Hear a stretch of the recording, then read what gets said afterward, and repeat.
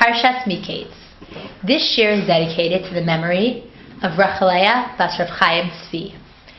This week I wanted to discuss with you Yosef meeting his brothers for the first time since he sold as a slave to Egypt. So let's turn to chapter 42, verse 1. Vayar Yaakov ki yesh shever b'Mitzrayim, and Yaakov saw that there was food in Egypt. Vayomer Yaakov lebanav, and Yaakov said to his sons, Lama titra'u, why should you show yourself? Vayomer, and he said, Hinei shamati ki yesh shever b'Mitzrayim, behold, I have heard that there's food in Egypt. Ridu shama, go down there, v'shavru lanu misham, and buy food there, v'nechyeh v'lo namut, and we will live, and we will not die. A few questions on these first two verses. First it says Yaakov saw, then it says he heard. Did he see or did he hear? Which one? Second of all, what does it mean when it says Lama titra'u? Why should you show yourself? How are the brothers showing themselves? And the third thing, why does it use a lashon, a language of ridu, go down, instead of maybe lechu, just go? Let's see what Rashi says in answer to these questions. Verse 1, and Yaakov saw that there was food in Egypt. Umehechan ra'ah, and where did he see? V'lo lo ra'ah ela shama, he didn't see, he heard. Shenemar, it says, Hinei shamati, behold, I have heard. Umahu vayira, and why then does it say that he saw? Ra'ah ba'asaf baklaria shel kodesh, she'adayin yesh lo shever b'Mitzrayim. He saw with some sort of heavenly vision, not true prophecy, but a partial prophecy, that he had some sort of food in Egypt. But it was not a pure prophecy, to let him know explicitly that it's Yosef. So Rashi says, we're told he saw, then he heard. He heard. But why does it say he saw? He saw some sort of vision that let him know that there's food in Egypt. So he did not see a pure vision, because maybe if he would have seen a pure vision, that pure level of prophecy would let him know that Yosef is down in Egypt. He saw like a foggy vision. This foggy revelation let him know, listen, if you need food, you can go down to Egypt. Then he says, Lama titra'u, why should you show yourselves? Al tir'u atzmechem b'fnei b'nei Yishmael u'bnei Esav ki'u atem sve'im. Don't make yourselves appear before the children of Yishmael and Esav as if you're satiated, as if you're full and not hungry. Be'uta sha'ah, at that time, adayin haya lahem tzvuah. They still had food. V'li nir'ah pshuto, and to me, I think the pshat is, the basic explanation is, lama titra'u, why should you show yourselves? Lama yihiyu hakol mistaklim b'chem u'matzmihim b'chem she'en etem mevakshim lachem ochel b'terem sheichla ma b'yatchem. Why should everybody look at you and be shocked that like you're not getting food for each other?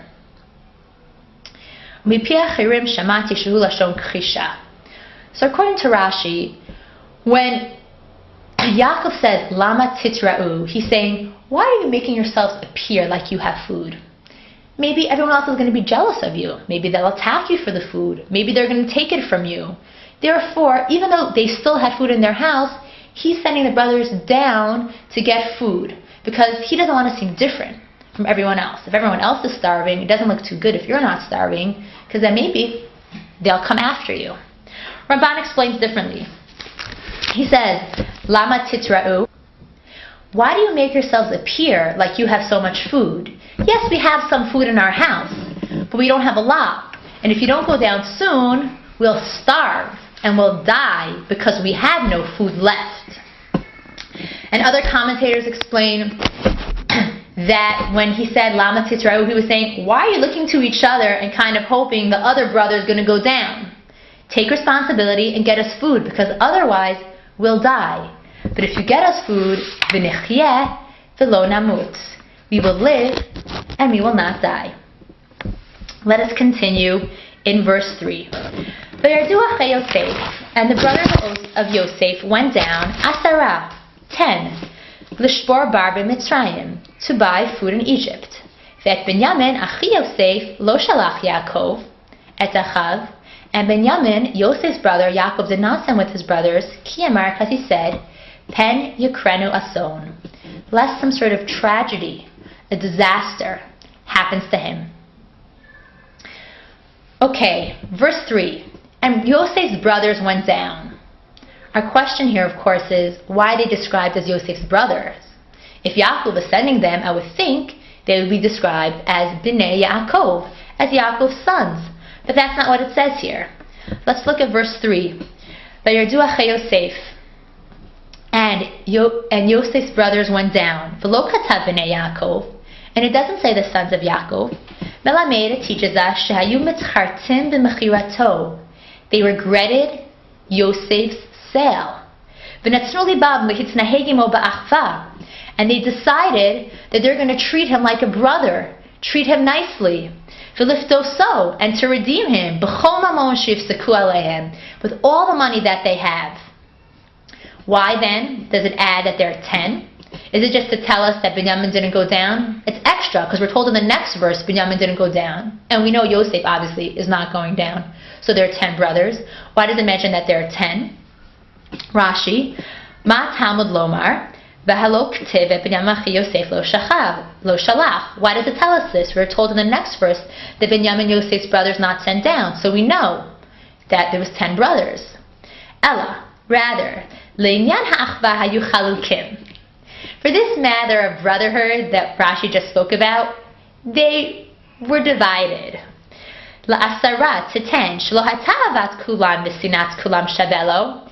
They didn't all love him and hate him equally. Aval inyan l'shvor bar. But for the matter to buy food, kulam le'vachad lahem. They all were united. Fascinating Rashi. What does he say? Why are they described as Yosef's brothers? Because they're going down as Yosef's brothers. They're going down with the intent to redeem him because they regret what they did. They realize we've made a mistake. But at the same time, they're still 10. They don't feel equal guilt. They don't all feel we made the same level of mistake. Some of them might feel that they did something terrible. Some of them might feel it wasn't so terrible, but I shouldn't have treated my brother in that way. So they're going down to redeem Yosef, but not complete. They're 10. 10 different views, 10 different minds, 10 different approaches. They are one in one thing, that they realize pretty soon they're going to need food, so they're going to go down now to get it. Other reasons why they're called Achei Yosef. Radak says, they went down because of Yosef, because now the dreams are going to be fulfilled. So their going down is in order to fulfill Yosef's dream. Not that they're going down with the intent to save Yosef, but they're going down in order to fulfill what Yosef told them a long while back. Let's go back to Rashi in verse 2. Redu shama, go down there. V'lo amar lechu, it did not say go, and instead it said go down. Okay, we'll discuss why that's a question. Ramaz l'matayim v'asara shanim, this hinted to 210 years, shnishtabdu l'mitzrayim, that they were slaves to Egypt, kiminyan redu, like the numbers of redu. Rashi asks, why does it use the word redu, to go down? Gur Aryeh, a commentator on Rashi, explains that going down is a sort of negative word. So it shouldn't really use such a negative word. It should really say, he went, or go down. Excuse me, not go down, go, lechu. But it uses redu because it's hinting us something to hear. If you remember, we spoke about gematria, the technique of looking at the numbers that are parallel to the Hebrew letters. Sometimes we said the numerical value of a Hebrew word actually tells us a lesson and teaches us something. Here too, Rashi uses the gematria technique of parallel numerical values. He says, what is the gematria of the word redu? 210. And that is the number of years the Jews were enslaved in Egypt. What is this Rashi telling us? Right now, when the brothers go down, they are starting the enslavement in Egypt. It starts here. When Yaakov says, go down. They're going down. But even though they return to Canaan, even though they return to the land of Israel, it's going to be a short-lived visit, and they're going to end up staying in Egypt for a very long time. And it starts here. And why does it start here? Because we're told at the beginning of Parshas Miketz, the beginning of this week's Parsha, Yosef hurad Mitzrayma. Yosef is brought down to Egypt. He's brought down, so they will be brought down. But they're going to be brought down for much suffering. Maybe because of the suffering that they caused their brother Yosef. And now back to verse 4. Yaakov does not want to send Binyamin. Why not? We're told he says, Ki Amar, because he said, Pen Yakra'enu Ason, lest some sort of tragedy, some sort of disaster happens to him. Let's look at Rashi. Ubabayit lo Yakra'enu Ason. A tragedy can't happen to him in his house. You know, if he's going to die from a heart attack, he can die from a heart attack on the road, and he can die from a heart attack in Yaakov's house. What is Yaakov so afraid of? Amar Rav Eliezer ben Yaakov. Rav Eliezer ben Yaakov said, Mikan, from here, Shasatan mikatrei b'shat hasakana. In times of danger, Satan is a prosecutor against people. What is this saying? If you go into a place of danger, even if you are pure and deserve to be saved, you are risking your life, and you might end up dying too. So apparently Yaakov was afraid that on the dangerous trip down to Egypt, Binyamin would be harmed.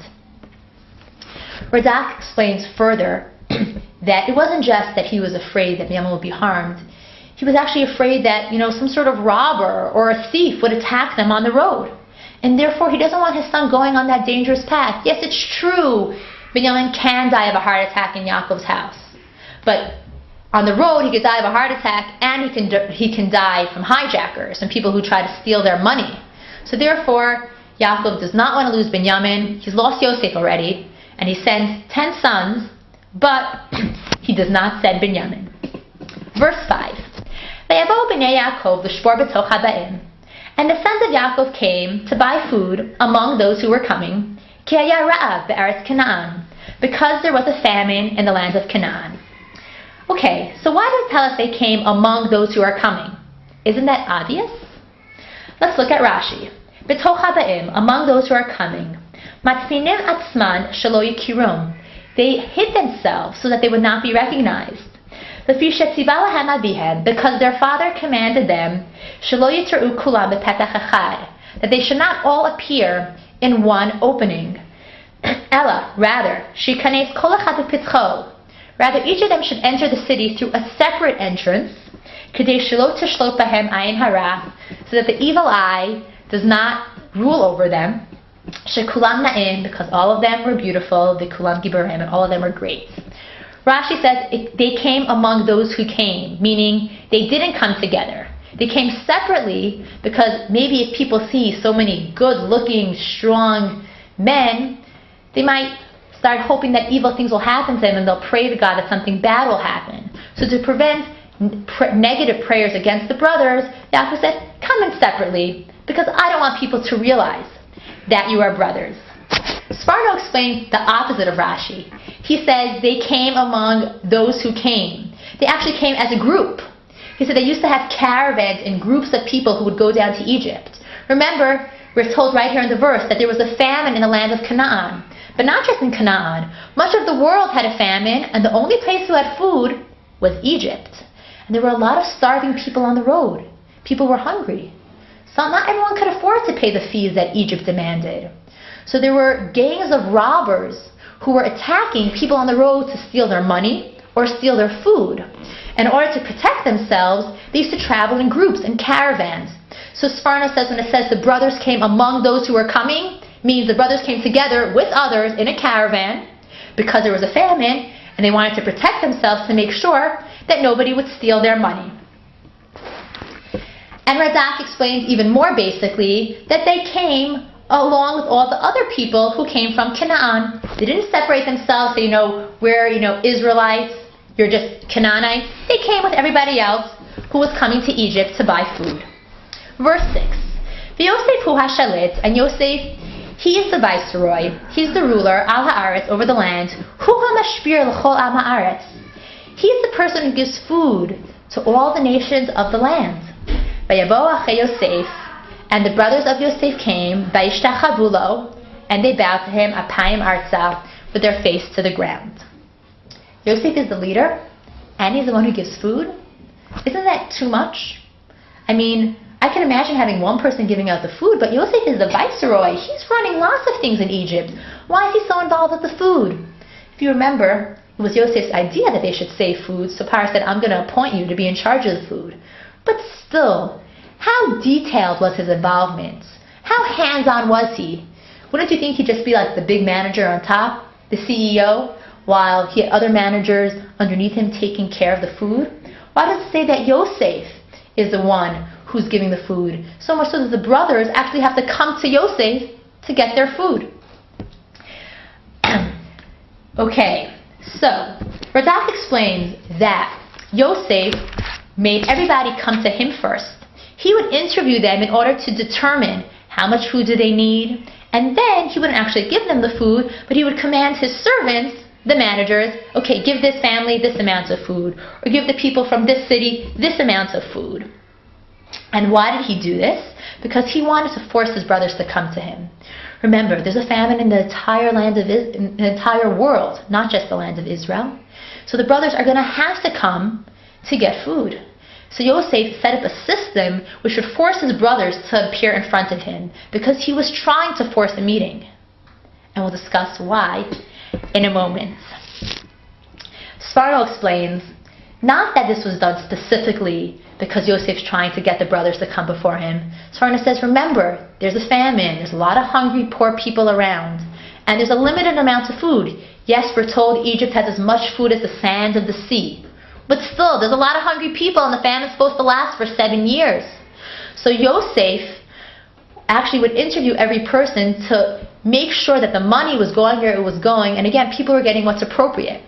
Radak says he used to interview to make sure they got what they deserved, and Sfarno says he also used to be involved in the details of selling the food because there was a lot of money coming in, and he wants to make sure that all the money goes to the one who it's supposed to, which is Paro. Not that the managers pocket some for themselves, but that Paro gets the money that is his. So Yosef is an integral component of selling the food. He meets the people, he interviews them, he determines how much money they're going to get. Now we're told in verse 6, the brothers bow to Yosef. What does this remind us of? Where else do we have the brothers bowing to Yosef? Yosef's dreams. What does he say to them? Remember, we're all bundling, and the sheaves, your sheaves of wheat bow down to my sheaf of wheat? Or I saw 11 stars in the sun and the moon, and they all bow down to me? This is almost happening here, because 10 brothers are bowing down to Yosef. Let's look at Rashi. Verse 6. Vayishtachu lo apayim, and they bowed to him. Nishtachtu lo al pneihem, they stretched out on their faces. V'chein kol hashtachava pashut yadayim v'reglayim. Every time it says leshtachavot, this word of bowing, it means they totally prostrated themselves. So the brothers prostrate themselves before Yosef.